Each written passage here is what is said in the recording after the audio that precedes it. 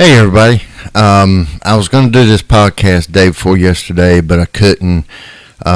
Something happened with the system. I don't know what, but I was denied to get out there to the viewers, so I'm doing it today. I was going to do it yesterday again, but then it messed up again. So hopefully this time third time's the charm. What I'm going to talk to you guys about today is the misconduct by the sheriff. And it has come to my attention that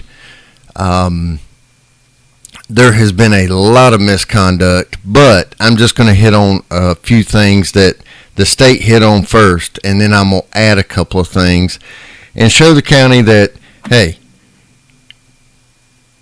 the county has allowed this sheriff to have an open checkbook, and there are no checks and balances on him. And I'm going to show you where that money is taken out, money's not put back in, and it's just disappeared. And this has happened for years. And I did a request to Steve Bizzle for all the information forms for his wrongful doings and his day-to-day operations. I'm entitled to it. The people of the county are entitled to it, and it doesn't matter what he thinks, what he wants to do. It doesn't matter. We are all entitled to see the records if we request them. There's some records that we can't request and get. That's administrative. That is, and when I say administrative, that means employee stuff, so forth, so on.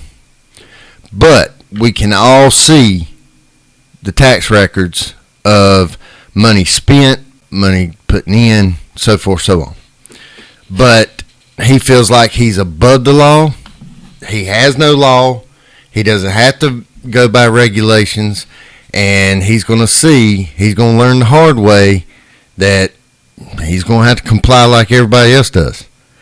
And he's not above the general statutes of North Carolina. It's time we change this sheriff's office. It's not transparent. And the reason why it's not transparent is because I'm fixing to show you some things that he doesn't want you to know. Anyway, let's get to it. Everybody remembers the state audit where Beth Wood came in, did an audit because of a complaint. Well, how that audit works is pretty much whatever the complaint is on, that's all they investigate. They don't investigate the whole thing. They don't do details. They don't go from start to finish. They only do those particular things. So I made a call and I said, well, what's going to get it for y'all to go in, audit all the records and see where this money has gone to? And they gave me a summary about pretty much, if there's a complaint on it, they can audit it. Well, that's why I wrote Mr. Bizzle that detailed request for records. Now that he's not giving it to me, he's not replied, great. Now I have something to stand on to go to the state auditor with so they can actually investigate the whole thing. So we're going to treat it that way. But there's certain things you look for misconduct. And according to the U.S. Department of State Office of Inspector General, theft, misuse of government property, the intentional and unauthorized taking, destruction, or use of government money, property, or records. There are 3 flags that indicate employee misconduct, and Steve Bizzle has hit every single one of them. The first one, procurements over $7,500 not competitively bid or negotiated. Repeated sole source awards without documentation. Think back, News and Observer reported what the state Auditor Beth Wood's office found. The sheriff should obtain at least 3 quotes for all purchases greater than $7,500 in accordance with the purchasing policy. The state auditor's response, what they found, was that he purchased equipment and vehicles and all through the purchasing policies. The police supply store without obtaining 3 written quotes, so forth, so on. When they did this audit, they sent it all in, and then Johnston County comes back and says, oh, we're going to respond to this. So the county attorney responded, made a response. Now, why, if Steve Bizzle, the sheriff's office, feels like they are not part of the county, then why is the county attorney responding? Shouldn't it just be the sheriff? But the county attorney responded, the board believes when the sheriff purchased vehicles and gas masks for the sheriff's office, he was acting in good faith, seeking to save taxpayer money while obtaining vehicles and equipment necessary to serve the citizens of Johnston County. The Johnston County Board of Commissioners will enforce the county's purchasing policy to ensure competitive prices are obtained for all purchases greater than $7,500.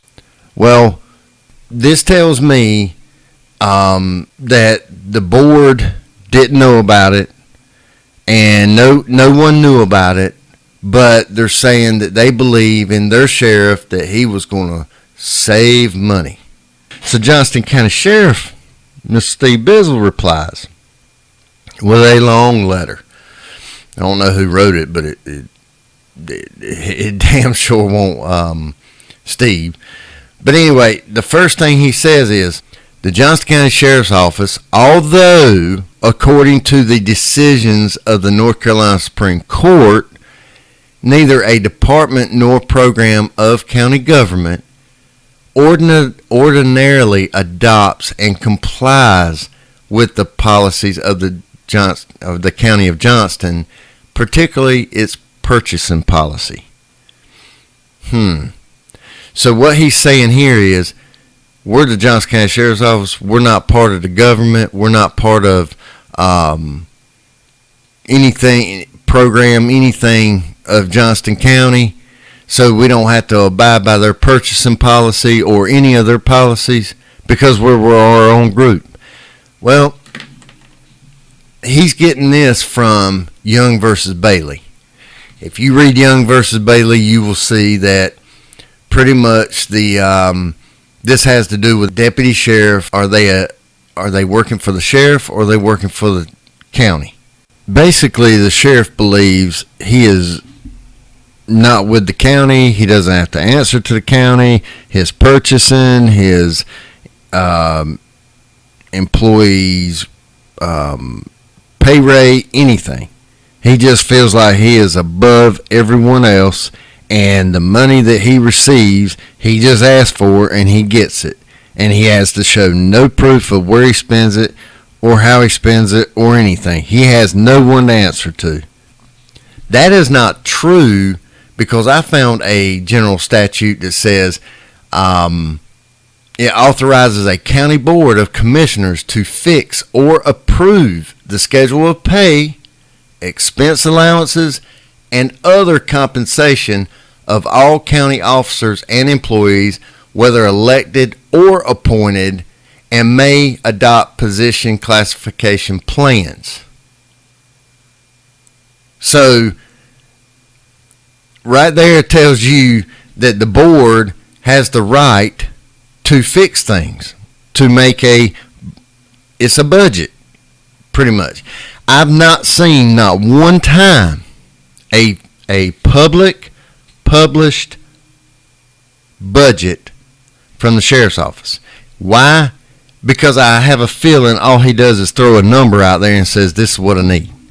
And then he does whatever he wants to with it, when he wants to, And I'm going to tell you that is a very dangerous thing to give a sheriff or anyone a lump sum of money and say, hey, here you go, make sure you spend it wisely. No, that's stupid. So when I read this, okay, I go back and I look for, okay, did the board know that, did anybody know he was doing these purchases? Well, then I found something. Just very, very interesting. That it seems like the board lied, the county attorney lied, and the sheriff lied. They knew what the sheriff was wanting, what he was wanting to do. August 23rd, 2018, he filed a grant and had to go in front of the board or tell the board, hey, I filed for this grant for these gas masks. I need approval so I can get them through, the purchasing deal with the federal government. And what does it say here? Sheriff Steve Bizzle submitted the following memorandum and informed the Board of Commissioners that the Johnston County Sheriff's Office has applied for the 2018 basically justice grant funds in the amount of $13,651. Sheriff Bizzle stated the grant funds will be used to purchase 40 Avon Protection brand gas masks with cartridges to replace the old and outdated models for the patrol division. Okay, Steve Bizzle lied his ass off. Steve's lied, the county's lied, the board's lied, everybody's lied because everybody knew about gas mask, pretty much. Now, what is the reasoning for this? What does it matter? Whether the funds come from the federal government or they come from the county money? Well, that's a lot. This is very important. I want you to pay attention to something. $13,651 for 40 Avon Protection brand gas masks. Avon is a top quality brand, and it's 40. Well, remember now, he bought 20 for $11,000 something dollars. It shows that he has overspent county money when all he had to do is wait and get this government money. But I don't even see where this government money ever even came in. So where did it go? Did we get it or did we not get it? Well, that's strike one. Now, let's move on to the second part of this employee misconduct. High stock levels and inventory requirements, continued purchase of items declared excess, procurement, deviation from best quality and price. He bought 7 vehicles for $250,000 and 20 gas masks for $11,960. He is overpaid for those masks. I mean, he's paid double, just about double. Why? To me, there's something wrong with this picture. Y'all just saw it. It was 40 high-end brand gas mask for $13,651, and then you got 20 gas masks bought for $11,960. You see what I'm talking about? That's a problem. Now, I actually did some interviews and talked to a few people, and this is what they had to say. A retired detention officer states, "We never had any gas mask, nor did we have OC spray. If we got OC spray, we bought it ourselves." That's a damn shame. That is a damn shame. A retired deputy sheriff states, During my time as a deputy sheriff, I never had a gas mask issued to me, nor was there a gas mask in my patrol unit. A lot of us patrol deputies did not have gas masks. So, there again, that's Steve spending money out of the county. Did we even get these gas masks? Or did he just give money for gas masks that don't even exist? Well, Steve, that's strike two. Now, let's go to the third one. Stock ownership by government employees in contractors or subcontractors company. Government employees depends or relatives employed by contractor or subcontractor. When he purchased these vehicles, without getting a written quote, his daughter is married to the dealership's son. Is that important? You damn right it is. Because he didn't follow purchasing policy, and he made the excuse that it was because we couldn't find them or they didn't have any, and it was civil unrest, and that's all lies, lies, lies. And look at this. There's a company called WT's Enterprises. Well, what's significant about that? Well, they sell firearms. It's listed as a sporting goods place. So it's in Wayne County, and this happens to be the father-in-law of Steve Bizzle. And if you look right here, looky, who's assistant treasurer? His wife. Steve Bizzle's own wife. Here. So how's that significant? Well, let me tell you why. During this time, Steve discontinued the .45 caliber issued weapon at the sheriff's office and issued every one of them brand new 9mm handguns with night sights, extras on top of extras for these firearms. Okay? What's the problem? The problem is, one, he didn't get bids, and he bought them from his wife. So he was actually, and his father-in-law. So he's actually making money on top of money. And what's worse in the whole ordeal is it's not even in our county. I mean, this is Wayne County again. I think he shows his loyalty to Wayne County. If he shows his loyalty to Wayne County, he needs to get the hell out of Johnston County and go to Wayne County.